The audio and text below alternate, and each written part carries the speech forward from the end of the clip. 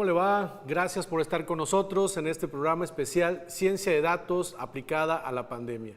Le saludamos a usted que nos acompaña en esta transmisión a través del canal 35.1 de televisión abierta y en el canal 35 del sistema de televisión por cable local de igual forma. Saludamos a quienes nos reciben a través del Facebook Live, UJAT y en www.ujat.tv.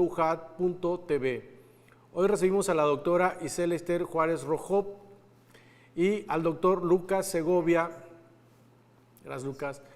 La doctora Isela Juárez es profesora investigadora de tiempo completo de la División Académica de Ciencias de la Salud. Su doctorado en investigación en medicina lo cursó en la Escuela de Medicina del Instituto Politécnico Nacional.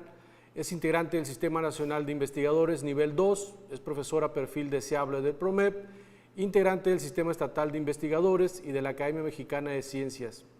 Ha publicado 121 artículos en revistas indexadas. En su trayectoria académica ha dirigido 28 tesis de licenciatura y 22 de posgrado. Su línea de investigación es diabetes y depresión. La doctora Isela Juárez Rojop, nuevamente bienvenida, doctora Isela. Gracias, doctor Pablo, muchas gracias y también gracias, doctor Lucas. El doctor Lucas López Segovia es profesor investigador de la División Académica de Ciencias Básicas desde 1995.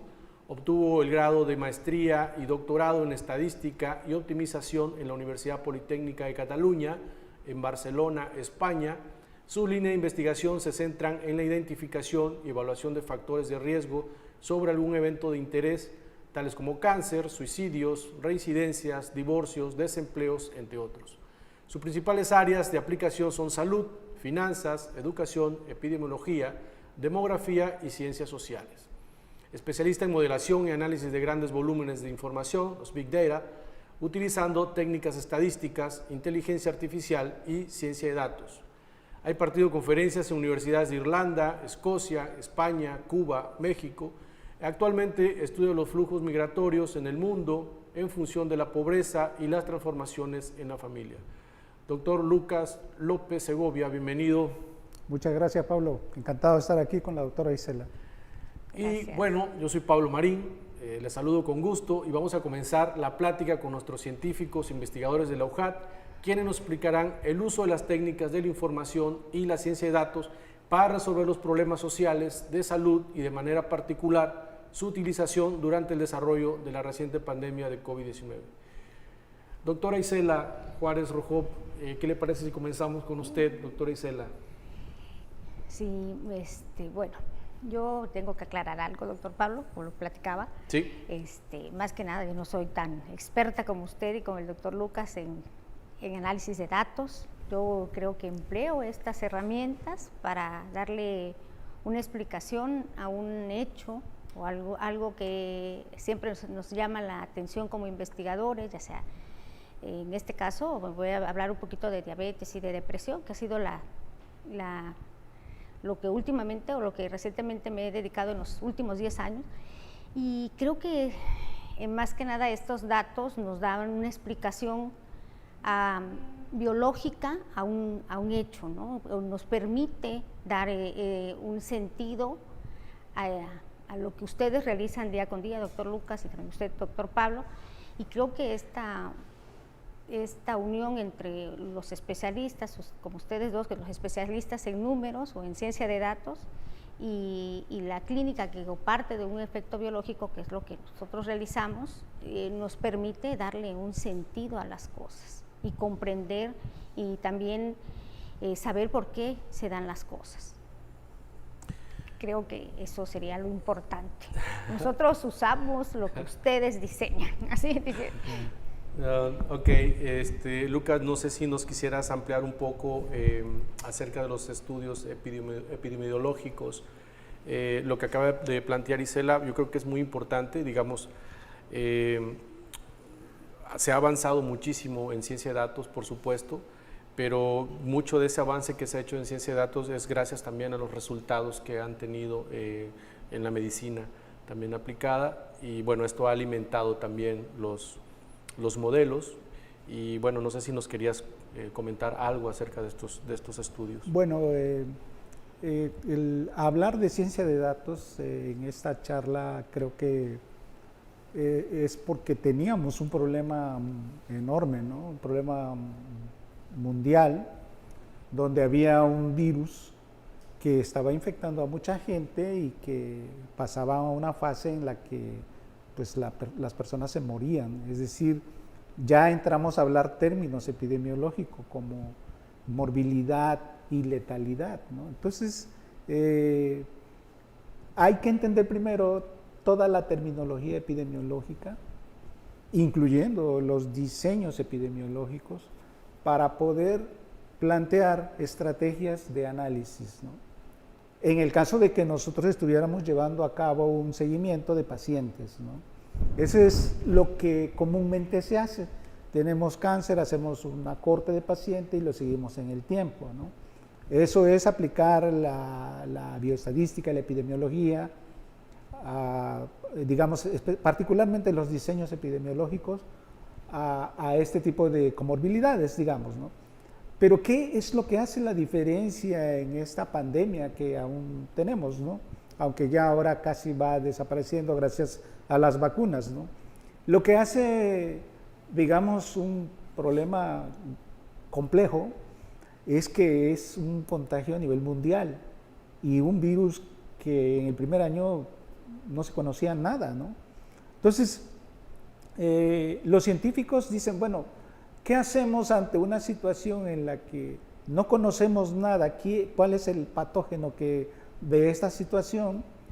Y encima que tenemos los hospitales saturados. O sea, cuando nos damos tiempo para, digamos, crear repositorios o bases de datos y que alguien haga los estudios que comúnmente se hace.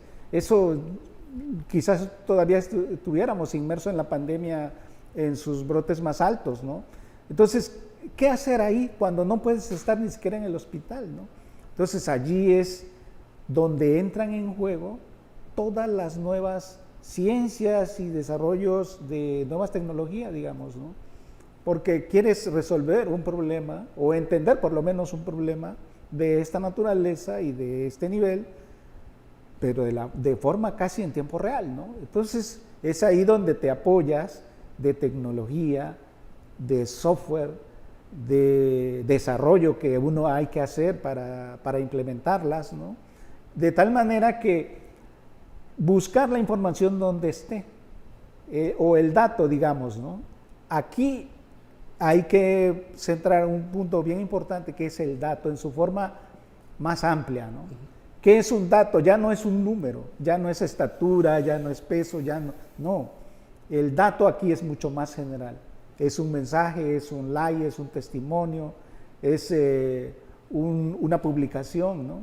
Entonces, hay que ir a buscar esos datos, extraerlo de manera automática, clasificarlas, aprender de ella y luego predecir. Eso que estoy diciendo es lo que hace un científico de datos. Entonces, ahí es donde está el papel fundamental de un científico de datos en la pandemia. Muy bien. De hecho, Lucas, yo tuve la oportunidad de leer tu libro, el de bioestadística, y justamente en la página 13, si me permites decirlo, claro, ¿no? En la página 13 tú precisamente defines esta parte de datos, ¿no? Que son representaciones de atributos o características que describen hechos y que al analizarlos se transforman en información. Y yo creo que es una definición bastante bien moldeada de lo que es un dato en sí, porque el dato lo habíamos tenido nada más como una imagen totalmente positivista, ¿no? Incluso hasta a veces soslayabas el mismo dato por todo lo que rodea al dato, que pueden ser sesgados, etcétera, ¿no? Y yo me gustaría como aprovechar también aquí, porque yo creo que la mesa de hoy es súper interesante en el aspecto de que habían estado las ciencias, por supuesto, atomizadas. Es una característica de la ciencia moderna, se atomizan los saberes también, y de pronto no hay como un hilo que pueda conectar saberes. Cuando se conectan estos saberes, cuando se conectan estos hilos, ocurren cosas maravillosas. Sí, eso es, déjame puntualizar aquí sobre quién es un científico de datos, ¿no? Quizás los jóvenes de preparatoria o de secundaria se estarán preguntando qué es un científico de datos, ¿no? Porque cuando un joven estudiante se acerca y nos pregunta, porque está indeciso qué carrera estudiar, ¿no? Uno tradicionalmente se traslada cuando uno estudió y esa posición generalmente no es correcta, porque los problemas hoy son más complejos. Claro, claro. Ese chico se va a enfrentar a problemas más complejos y necesitará muchas herramientas, lo que nosotros en la universidad le llamamos competencias, ¿no? Entonces, ¿qué es un científico de datos? Eso hay que dejarlo bien claro para las generaciones que van a entrar a la universidad. Bueno, un científico de datos debe saber, en primer término, matemáticas y estadística. Y otra parte fundamental es programar. Programar. Esas dos cosas, el chico, no estoy hablando de matemáticas avanzadas, o sea, con las matemáticas que va aprendiendo durante su carrera, digamos en la primaria, secundaria y prepa, es suficiente. Perdón, pero yo creo que allí valdría la pena también decir que es el álgebra lineal, porque yo de pronto me encontré, sí, definitivamente. De pronto me encontré sí. de que no era el libro de Baldor que tanta dolor de cabeza nos dio a nosotros. Cuando yo empiezo a estudiar ciencia de datos, entonces me doy cuenta de que la matemática lineal era algo que debía haber aprendido desde la prepa. Sí. Cuando hablo de matemáticas y estadística estoy hablando un poquito de todo, pero sin atormentar al chico, ¿no? Ajá. Es poco a poco, tiene que haber un conocimiento, un aprendizaje gradual, ¿no? Sí. Lo mismo en programación. Por ejemplo, un chico, ¿cómo aprende programación? Pues le das un juguetito y le dices que mueva para acá, luego le dices Arduino, luego le dices MATLAB, luego Octave, luego le dices R y ya, pues de pronto ya está trabajando en Python y haciendo cosas increíbles, ¿no? Claro. Yo tengo estudiantes de secundaria, mis estudiantes que me apoyan a mí, los comienzo a entrenar desde secundaria y tienen una creatividad increíble.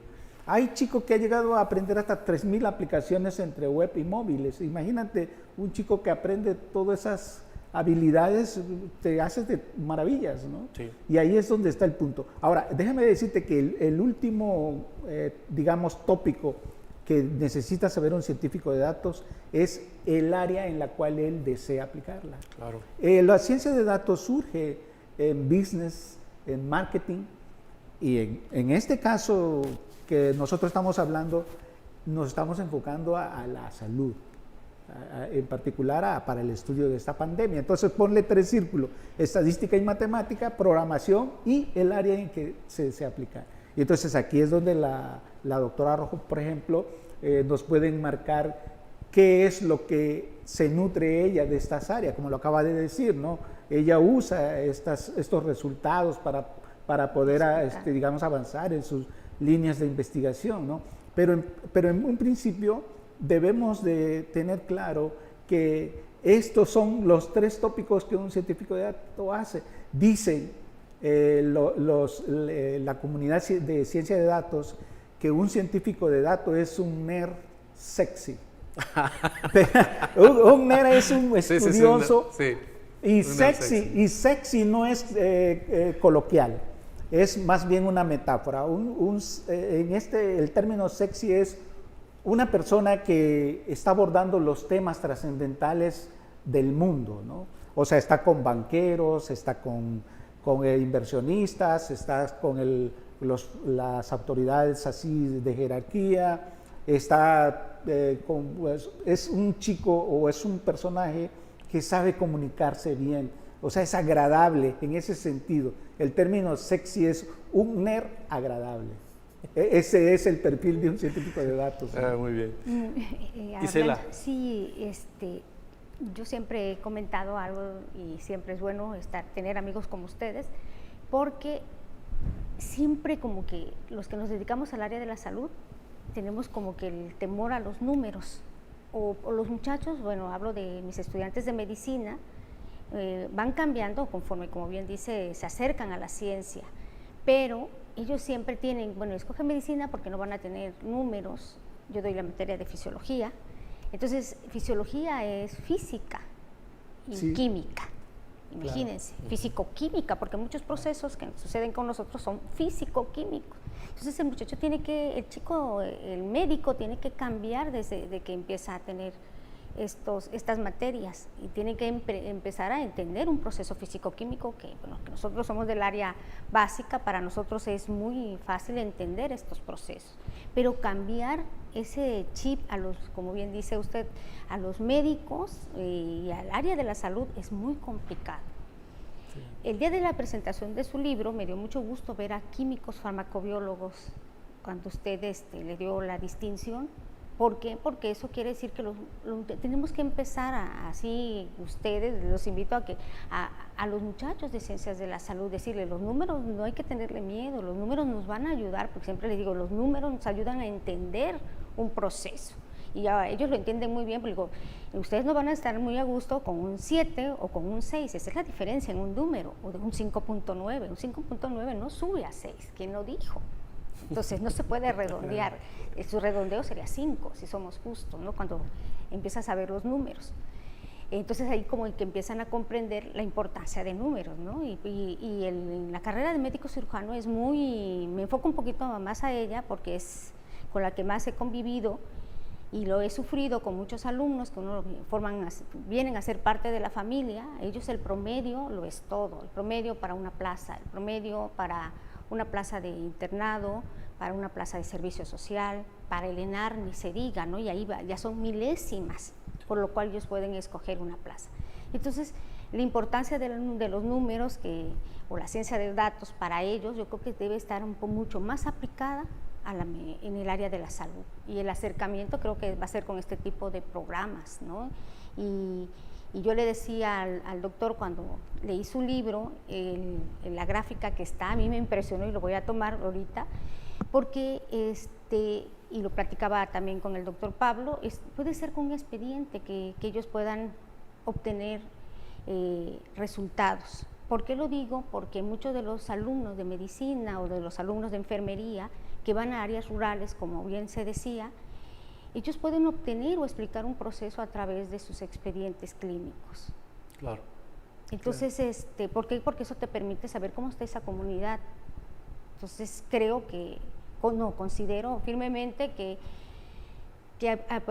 los muchachos aprendan todas estas tecnologías que ustedes hablan, y yo le tengo una pregunta a los dos, ¿se necesita un software muy, muy sofisticado para que los muchachos pudieran bajarle sus computadoras? Se crea se necesita. Eso es porque todos pensamos en una ciencia de datos y pensamos como antes, ¿no? Un super. Sí. Sábanas y sábanas de datos. Ajá, ¿no? exactamente, sí. Y una computadora con mucho procesamiento. No, en realidad, respondiendo a la pregunta, por ejemplo, usted Gracias. que trabaja en depresión, ¿no? Ajá, y diabetes, últimamente. Y diabetes, ¿no? Pero, por ejemplo, en depresión, ¿no? ¿Qué hay que hacer para hacer un machine learning, un aprendizaje de máquina, como podamos entenderlo, para decir, bueno, si alguien está en un lugar muy lejano y tiene acceso a internet, responda a esto y yo le doy un diagnóstico como está? O sea, y que la máquina le responda en automático, ¿no? Sí. ¿Cómo se hace, por ejemplo? Bueno, que es básicamente el proceso que seguimos nosotros para la pandemia. Por ejemplo, nosotros definimos digamos, un conjunto de palabras que son base, es la base de hechos, ¿no? Por ejemplo, paciente, COVID, síntomas, y cosas, hospitalización, y cosas de este tipo, ¿no? Desarrollamos el algoritmo, ¿verdad? Y lo subimos para que jalara de la web toda la información que hubiera con esas palabras. Y entonces, incluso la palabra testimonio, que era la principal, ¿no? La raíz.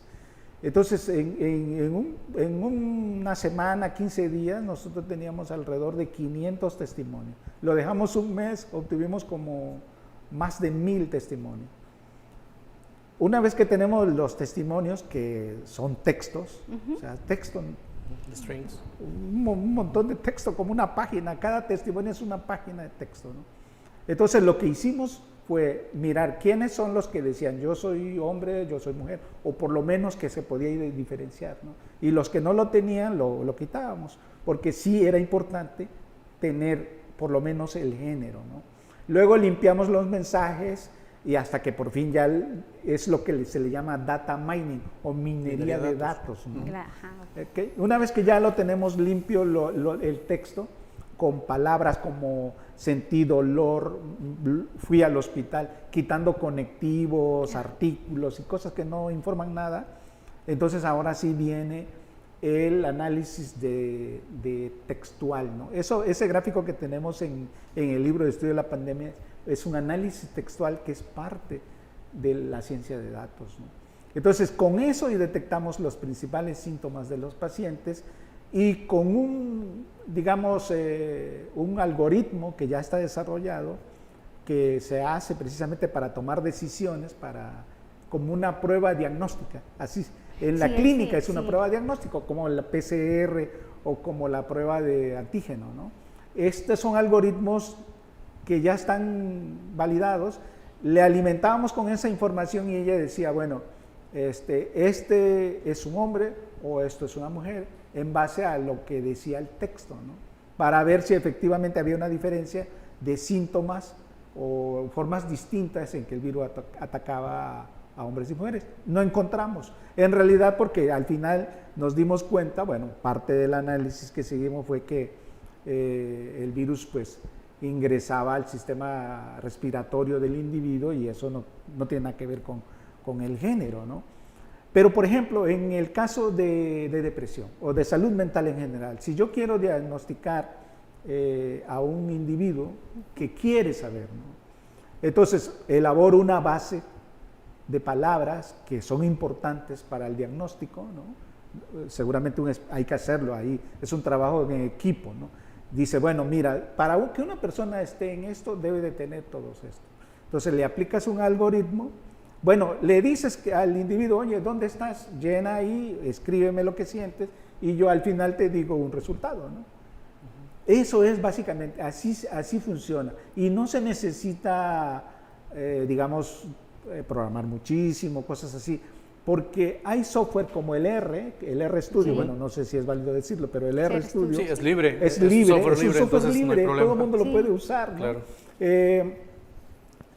Hay librerías ya desarrolladas por otros individuos que usaron para negocios, para marketing, que lo usaron con otro fin, pero ahí está disponible, ¿no? Solo hay que alimentarlo con esta base de hechos o con el texto que escriba el paciente y al final, él, de acuerdo a lo que escriba, él va a ir haciendo su análisis y va a dar un diagnóstico, ¿no?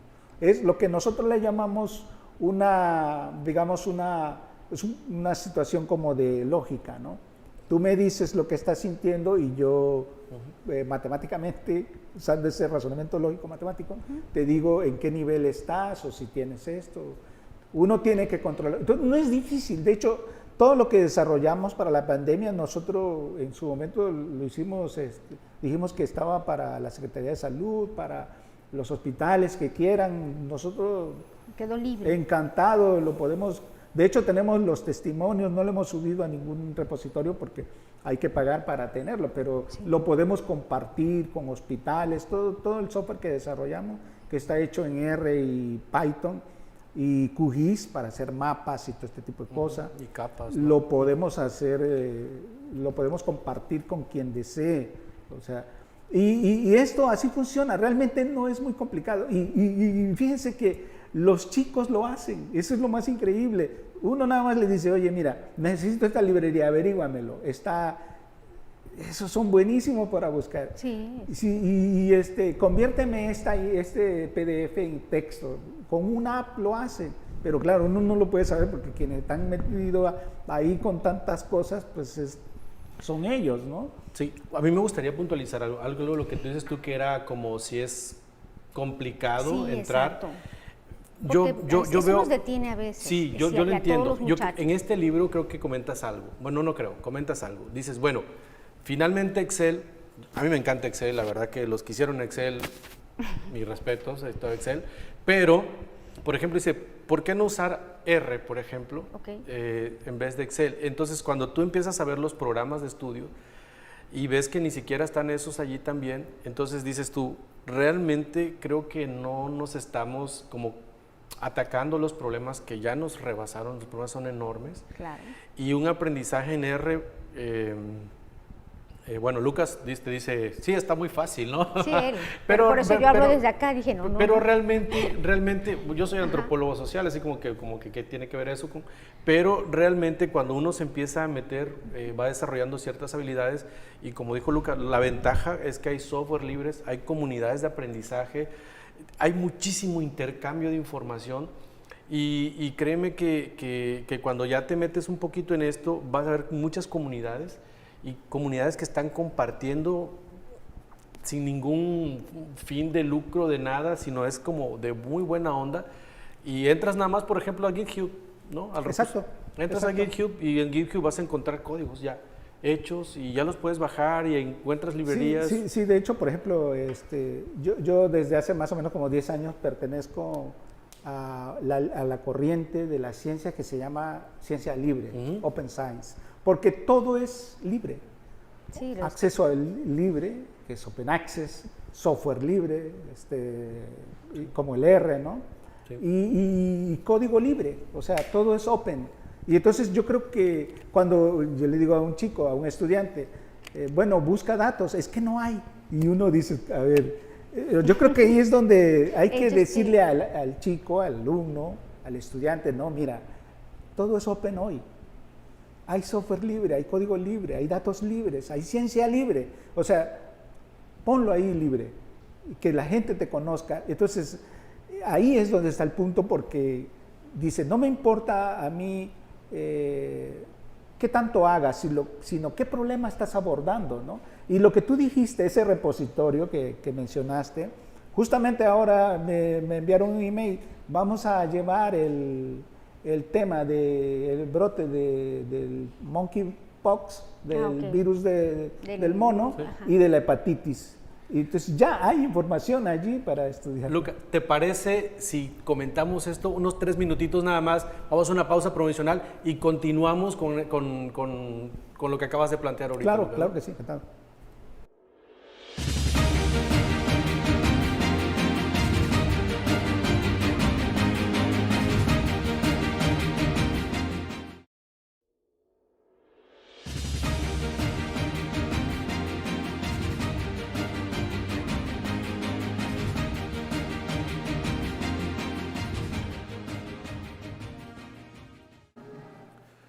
Estamos de regreso con ustedes, amigos del auditorio, y antes de continuar con el tema que hoy nos ocupa, les recordamos que transmitimos a través del canal 35.1 de televisión abierta y en el canal 35 de su sistema de televisión por cable local. De igual forma, saludamos a quienes nos reciben a través de Facebook Live, UJAT y en www.ujat.tv. Doctora Isela, tenemos aquí un tema que podría ser incluso polémico en algunas situaciones y circunstancias, y el tema viene hasta qué punto todos estos avances tecnológicos, todo este entrenamiento de modelos, de algoritmos que plantea Lucas, podría ayudar mucho a la ciencia médica. Ya vimos que en una situación pues inesperada incluso, en la pandemia nos ayudó mucho, pero estos avances tecnológicos van avanzando a una velocidad tremenda. Y, por ejemplo, ya habíamos comentado, aparece un artículo en el British Medical Journal, donde diseñaron a través de inteligencia artificial un modelo que se fue entrenado inicialmente con 2.500 radiografías de tórax y digamos, el modelo dio pauta y se acercaba mucho, obviamente el modelo fue alimentado con el diagnóstico y las anotaciones que hicieron los médicos, obviamente fue por humanos, pero después de 7.500 imágenes analizadas dentro del modelo, sí hay un acercamiento bastante interesante que viene como a cuestionar algunas cosas de utilidad también que puede tener la inteligencia artificial, pero no nada más como en situaciones de pandemia, hay situaciones donde la inteligencia artificial sí podría ayudar mucho a la ciencia médica.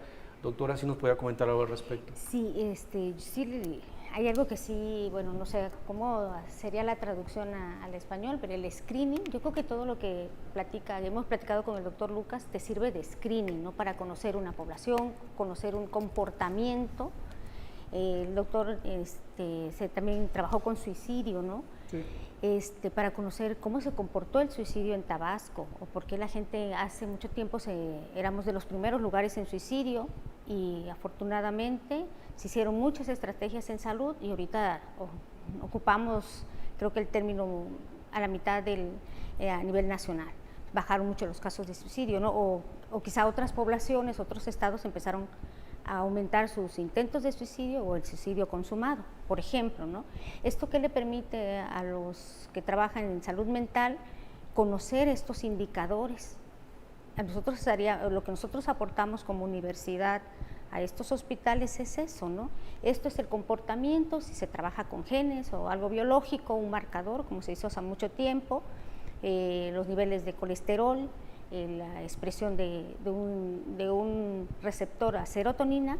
Eso nos decía cómo estaban los tabasqueños en esos momentos. Quizás si ahorita realizamos esos estudios serían diferentes porque va cambiando, entonces nos permite conocer a la población tabasqueña, y de hecho los artículos van así, intento de suicidio, y si utilizamos tal receptor o un gen de ese receptor de serotonina, cómo se comporta en la población tabasqueña.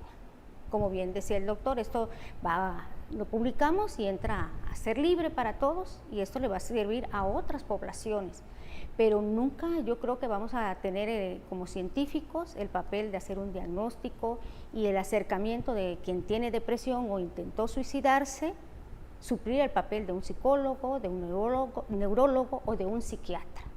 Y que el paciente necesita la atención médica integral, la necesita. Pero esto le da ciertos como luces a las otras comunidades de saber cómo se está comportando, o decir si mi hijo tiene tales y tales características, que de ahí salen algunos manuales, pues son luces que se encienden en tu casa para saber que tu hijo tiene depresión o tiene un riesgo para intentar suicidar. O sea, ya utilizó una palabra de riesgo, ¿no? Entonces, sí hay que ser muy cuidadosos en que lo que aportamos como científicos ayuda al clínico, o aportamos a la ciencia de la salud un saber diferente, ¿no? Y eso es lo que aportamos a la ciencia. Sí, bueno, yo quisiera comentarte algo, Lucas, no sé si sí, quieres claro, aportar algo al respecto.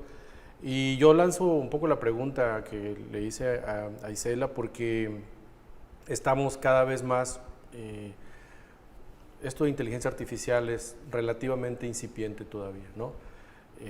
Hay desarrollos a partir de los años 70, pero digamos ahorita esto está como cobrando una fuerza bastante fuerte. Tú comentaste dos términos para el público que nos está viendo. Yo creo que valdría la pena como definir estos dos términos. Hablaste de Learning Machine, pero también está el Deep Learning, que es el aprendizaje profundo. Entonces, no sé si nos podrías hacer como una distinción para el público que no está como muy familiarizado con esto, porque se suelen confundir. Y yo creo que hay límites bastante claros entre ambas cosas. Sí, claro. Bueno, ya lo había dicho, estas tres áreas que comenté, que es matemáticas y estadística, programación y el área en que lo aplicas, ¿no? Entonces, digamos, matemáticas y estadística es lo que se le conoce como statistical learning. Y la programación es lo que se le conoce como machine learning, o pues desarrollo, programación, aprendizaje de máquina, ¿no? Y lo otro, que es el área de aplicación, es donde tú quieres profundizar, ¿no? Que es aprendizaje. Por ejemplo, en el caso que acabamos de ver de la pandemia, pues yo sabía matemáticas y sabía programar. Pasé 20 años programando en MATLAB, 20 años en R, otros 5 años en SAS. Y bueno, soy matemático, estadístico, pero había que entrarle a la parte epidemiológica, ¿no? Trasladarlo hacia allá, todas estas herramientas. Entonces allí es cuando haces un conocimiento sobre el estado del arte de lo que es los diseños epidemiológicos, los estudios clínicos, etcétera, ¿no? nosotros ya lo teníamos cubierto, que es con el libro de bioestadística. Este bioestadística es lo que le llamamos Deep Learning aplicado a la salud, ¿no? Y entonces, como ya traíamos el background, el conocimiento de estas otras dos áreas, que es programación y matemática de estadística, juntamos esas para hacer este perfil de, digamos, de las herramientas que necesita un científico de datos aplicado en este caso a la pandemia, ¿no? Y regresando un poquito al comentario de la doctora Isela, definitivamente por mucho que se desarrolle o se siga desarrollando la inteligencia artificial, que incluye todos los tipos de aprendizaje, ¿no? de máquina, autónomo, supervisado, no supervisado, creo que nunca vamos a sustituir, digamos, la experiencia de 40 o 30 años de un especialista, ¿no? En el caso de la salud, ¿no? Lo que sí ayuda, lo que sí es que ayuda. Sí. Ayuda muchísimo porque en lugar de, digamos, de estudiar, no sé, 300,000 pacientes, lo haces con aprendizaje autónomo en poquísimo tiempo. Por lo menos segmentas y dices, estos son los más graves y me voy a dedicar a ellos, ¿no? Y entonces, digamos, traduces el problema grande a un problema más pequeño donde tienes capacidad, ¿no? Sí. Eso fue lo que nosotros hicimos con la pandemia, ¿no? Se desconocía el virus. Bueno, vamos a desarrollar todo esto, vamos a extraer los testimonios, vamos a ver qué es lo que están diciendo. Entonces ahora sí, el perfil de cómo ataca este virus es así, así, así. Okay. Entonces, digamos que todas estas herramientas que están al servicio son útiles porque disminuyen el tiempo y por supuesto el costo, la inversión en el área de la salud, ¿no? Todos los servicios del área de salud, mucho dinero, ¿no? Entonces con este aprendizaje autónomo lo haces en 10, 15 minutos el análisis de una buena cantidad de pacientes, ¿no? Entonces ya el médico ya le da el visto bueno, pero ya, digamos, una población más reducida, ¿no? Sí. Y en el caso de los suicidios, ajá, que es un tema que a principios de siglo, todo del año 2000 hasta el 2010, el primer lugar de suicidio en Tabasco, ¿no? Fuimos Entonces, ¿qué es lo que había? ¿Por qué se pasó eso? ¿Por qué? Bueno, desde principios de siglo, aunque la gente no se dio cuenta, muchos medios estaban bombardeándonos que en el 2012 iba a haber un evento catastrófico. Incluso se hicieron películas.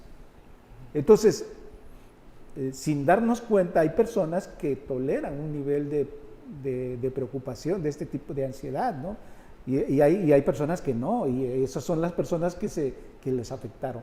Pasó el 2012, no pasó nada, desapareció ese problema. Entonces, cuidado con las cosas que comentamos. A veces no somos iguales, tenemos un umbral.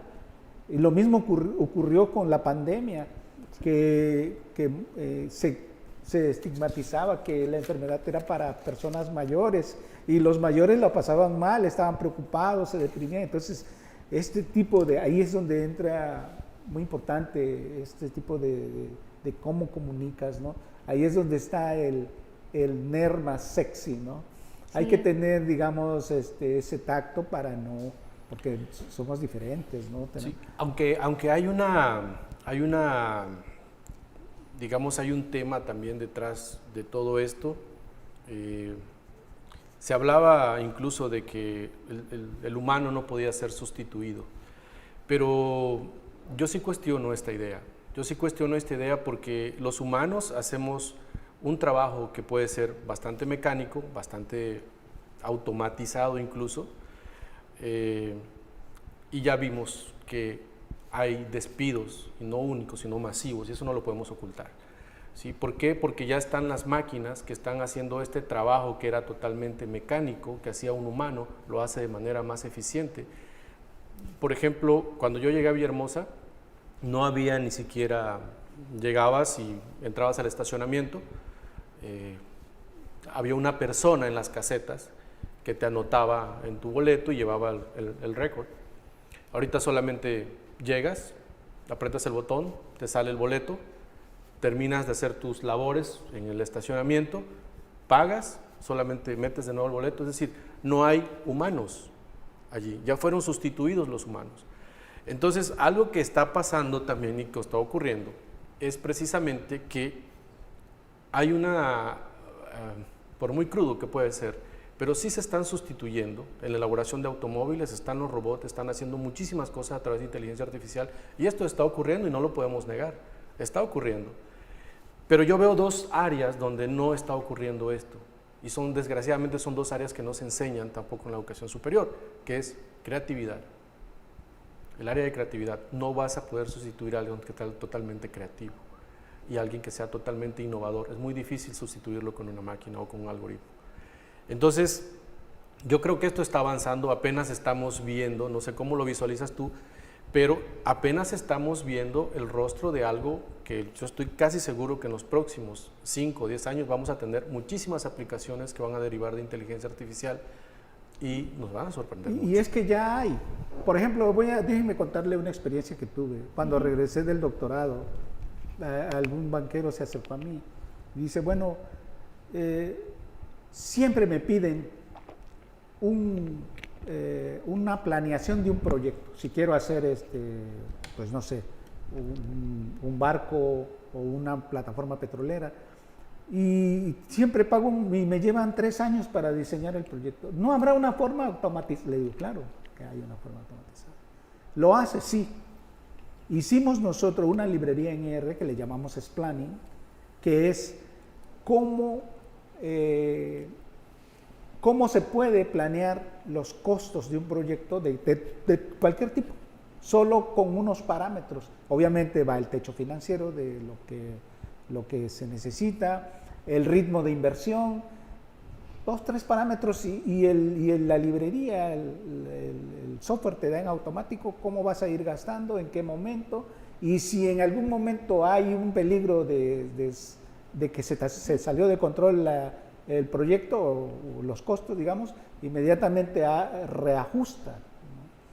Después que resolvimos el problema y le mostramos a esta persona, quedó de maravilla. Dice, bueno, pero ahora quiero que lo haga no para un proyecto, porque yo tengo un portafolio de inversión, que son 300 proyectos. Y me voy a ir a China y desde allá quiero monitorearlo. Ok, está bien. Hicimos que todo ese programa se multiplicara por muchos. Y en automático la persona, desde donde esté, estaba monitoreando sus 300 proyectos. Que una cancha deportiva, un polideportivo, o que un fraccionamiento, pues estoy mirando aquí cómo va mi inversión. O sea, para este tipo de cosas mecánicas que se necesita un equipo y mucho tiempo, esto se puede hacer con programación, ni siquiera con inteligencia artificial, ¿no? ¿Qué es lo que están comprando los jóvenes, por ejemplo, en este momento? Es otro gran problema. Digamos, una compañía telefónica quiere sacar un nuevo móvil, pero quiere ver qué es lo que está comprando la gente para que sea un hit, ¿no? Machine Learning extraes todo el tráfico de los jóvenes, qué es la telefonía que se está comprando, y le dices a la compañía, mira, quieren que el tamaño sea pequeño, que estos colores y con estas características. Inmediatamente la compañía fabrica un teléfono. Eso es marketing. Ahí surgió el data mining y la ciencia de datos. Y esto para problemas de este tipo, en lugar de tardarte 3 años, lo haces en 10 días. Y tienes el pulso de lo. Por ejemplo, ahora que nosotros estamos trabajando con flujos migratorios. O sea, antes había flujos migratorios. Con la pandemia, la brecha entre pobres y ricos se hizo más grande. Y entonces la gente, por supervivencia natural, está emigrando. Y a su paso está llevando, pues, cualquier cantidad de enfermedades, de virus, y transformando culturas. Entonces, ¿cómo resuelves este problema gigante, no? Pues con Machine Learning, inteligencia artificial, ciencia de datos, estadística, matemática. Ahí está el NER sexy, ¿no? Porque tienes que entender el problema desde el punto demográfico, social, creo que es de la sociología, y las consecuencias en salud, ¿no? en economía. Entonces, es un problema con muchas aristas, lo mismo que en la pandemia, ¿no? Ahora con la pospandemia, pues estamos viendo los problemas enormes que está teniendo, el impacto es grande, ¿no? En muchas aristas, ¿no? Entonces, digamos que el estudiante debe entender que hay tantos problemas por resolver, pero que se necesitan muchas cosas, muchas herramientas. Y cuando un profesor lo invita, no es que porque le quiera dar trabajo, generalmente se me acercan, pero le doy trabajo y ya se alejan. Pero no es, te estoy entrenando, te estoy dando la pauta para que tú vayas construyendo herramientas, ¿no? Ese es básicamente mi punto de vista. Bien. Sí, sí es importante esto, y por lo que usted dice, lo de yo no creo tanto que nos vaya a sustituir totalmente, ¿no? Y más en el área de salud, porque yo siento que pues siempre el afecto, que el ser humano lo necesitamos, la parte afectiva, ¿no? Y el contacto siempre de ir a la consulta médica, tocar y que te atiendan, yo creo que ser escuchado, de qué te duele o qué, para tener algo integral, que eso sí creo que es la parte humana de la corteza frontal. El doctor trabaja muy directo con los neurólogos y creo que esta parte es importante. Y Sí, uno claro. que se dedica a las neurociencias, pues más, ¿no? Claro, generar la parte empatía frontal es lo que usted decía, la empatía, la creatividad es lo que nos hace humanos, pues innovar. Pero sí estoy de acuerdo con el doctor Lucas totalmente en lo que sí es facilitar el diagnóstico, facilitarle, creo que sería al médico, y más en las condiciones en que están, bueno, no las condiciones, pero sí lo que estamos viviendo día a día. Hay un ejemplo que yo lo vivo con la doctora Esther, que se dedica a diabetes, ella es diabetóloga. Entonces ella compartimos, trabajamos juntas, y ella me dice, mira, veo esto en los pacientes, me lo dice, y hacerle una determinación de anticuerpos, el kit cuesta entre 27 y 28 mil, el año pasado, no sé cómo, que bajaron los costos, nos salió un kit, y esto nada más da para 60 pacientes, y ella tiene 420 que asisten a consulta con ella. Pero ¿de qué nos sirve estudiar estos 60 o 100 pacientes con el kit? Estamos hablando de más de 60 mil pesos, ¿no? Para nosotros que estamos aquí en la universidad, y ella está también en un hospital de Secretaría de Salud. Al hacer el análisis, un estudiante de doctorado observa que a él le gustan los números, él junta las dos cosas, él es médico y le gustan los números. Entonces, él observa que estos pacientes tienen dos características, o sea, tienen resistencia a la insulina y la edad en la que presentan los síntomas que la doctora, lo que usted hace, la doctora Esther observaba en esta característica de estos pacientes. Entonces, ¿qué podemos concluir en el artículo? Que lo que observaba la doctora Esther, que era que tenían resistencia a la insulina, menor resistencia a la insulina, y que si ella los detectaba a tiempo, tenía un mejor pronóstico para esta enfermedad. Entonces esto no solo he compartido esta parte que les estoy platicando, porque acaba de analizarlo el chico de doctorado, se llama Germán. Entonces, ¿qué le permite a la doctora Esther cuando vayamos a platicar con ella? Decir, bueno, su diagnóstico que usted tenía, que sospechaba que estos pacientes eran diferentes a todos los pacientes diabéticos tipo 2, estaba en lo cierto, doctora. O sea, ella como clínica es excelente, es brillante, la doctora Esther Rodríguez. Entonces, yo creo que este acercamiento que tenemos como científicos con el área médica nos permite esto, a decirle, ¿sabe qué, doctora? Y cuando se publique esto, que va a ser en los pacientes que asisten al Rovirosa, y que generalmente no podemos decir que son tabasqueños porque llegan ahí de Veracruz y Chiapas, diríamos que es una población del sureste mexicano. Es la característica que tienen nuestros pacientes. Y retomando un poco lo que decía el doctor Lucas de suicidio, cuando él hizo usted el análisis estábamos en 2 puntos, yo hablando sobre receptores de serotonina y usted haciendo su manipulación de datos. ¿Qué pasó para cuando fue un proyecto de Sigolfo, no sé si se acuerdan ustedes de ese tiempo? ¿Qué les permitió acercarnos también, porque se hizo en el Rovirosa, a la psiquiatría y a salud mental, y que con estos datos que cuando se empezaron a hacer estos focos de alerta, ¿qué le permitió a la Secretaría de Salud? Pues tener más módulos de salud mental, que era un psiquiatra, un psicólogo y una enfermera. Entonces se atendió a tiempo también. Yo creo que todo este trabajo, desde lo que hizo el doctor Lucas, lo que aportamos muy poco nosotros, Le ayudó a la Secretaría de Salud a aumentar, ¿no? Yo creo que eso realizó que en 5 o 10 años disminuyeron las cosas de intento de suicidio y el suicidio consumado, porque son 2 eventos y 2 conductas diferentes. Pero creo que sí podemos aportar mucho, doctor. No, claro, muchísimo, por supuesto, y el por supuesto. acercamiento hacia el área hospitalaria, que ya el doctor Lucas lo hizo, y también ustedes en 2 hospitales diferentes. Yo creo que como científicos y que trabajamos en la universidad podemos hacer mucho, y creo que se nos requiere en las áreas hospitalarias, que era una idea del doctor Wilfrido, tener esta vinculación más cercana. Si lo hacemos, no nos damos, pues, o sea, el tiempo que dedicamos a la ciencia es muchísimo y sí nos corta un poco estar más presente en áreas hospitalarias, pero yo creo que sería a largo plazo. Yo siempre lo he intentado, pero siempre son mis propósitos de año nuevo, pero siempre estar más tiempo en área hospitalaria, pero no como ahora sí como presencia, como un profesor de la UJAT, no como parte del hospital. O sea, fue conservando mi identidad de científica, pero sí es complicado, pero sí siento que hacemos falta en área hospitalaria. Sí. Siento que no, sí. indudablemente, ¿no? El trabajo fino que se teje sí está muy lejos, ¿no? Yo también creo lo mismo, está muy lejos todavía. Pero yo pienso, a reserva de lo que pienses tú también, Lucas, que estos acercamientos de pronto estamos trabajando personas que realmente hay que decir la verdad, sí te ven raro. O sea, sí te ven raro de pronto cuando empiezas que estás haciendo trabajos, pues estás haciendo, no sé, estás con SQL, estás trabajando Python, estás haciendo código, etcétera. Y de pronto cuando empiezas a hablar de estas cosas, sí hay como que, ¿de qué cosa me estás hablando? No te entiendo nada.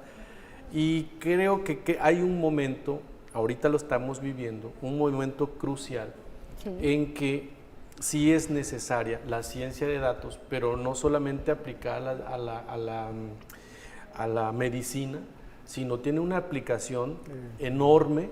El marketing yo creo que es lo que más lo ha usado, es decir, ahorita, hoy por hoy saben cuántos pasos has recorrido tú, cuántas calorías has quemado, en fin, todo eso alimenta una gran base de datos que incluso puede conocernos mejor que nosotros mismos.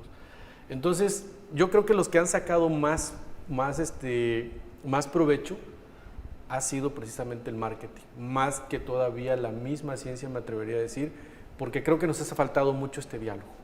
Nos ha faltado mucho este diálogo, que es un diálogo necesario y urgente. Por ejemplo, hay neveras o refrigeradores que usan inteligencia artificial y con base en lo que tú le pones allí, ella va aprendiendo y cuando dice, ya no tienes verduras o ya no tienes tomates, y como Alexa, por ejemplo, u otros estos de voz, ¿no? Y ella incluso te dice, ¿me podrías dar mi lista para ir de compras? Y en automático te lo dice, te lo imprime incluso, ¿no? Entonces, tú vas, cada vez que le ingresas, digamos, productos, ella va aprendiendo. Entonces ya hay estas neveras y mucho tipo de tecnología también de este tipo. Muy bien. Pues la verdad que lamento mucho despedir el programa, se fue un tiempo rapidísimo, Lucas y Cela, quedaron muchísimos temas, pero yo antes de irme sí quisiera recomendar ampliamente los 2 textos del doctor Lucas Segovia, estos 2 textos que tiene aquí, el de bioestadística y este otro texto del estudio de la pandemia del SARS. Es el texto que revisaste más, ¿no, Isela? Yo me enfoqué un poquito a revisar más este texto, pero yo creo que este texto en lo personal, a mí se me hizo un texto bastante iniciático, voy a usar la palabra iniciático, para los que deseen adentrarse en el mundo de la bioestadística, por ahí das bastante tip interesante. Y pues muchas gracias, doctora Isela Juárez Rojob, Lucas, muchísimas gracias por estar en el programa. Y bueno, nos quedamos con mucho más ganas de continuar. Ojalá que exista la oportunidad de tenerlos de nuevo. Quedaron muchos temas abiertos. Gracias. Muchas gracias. Gracias. No, gracias.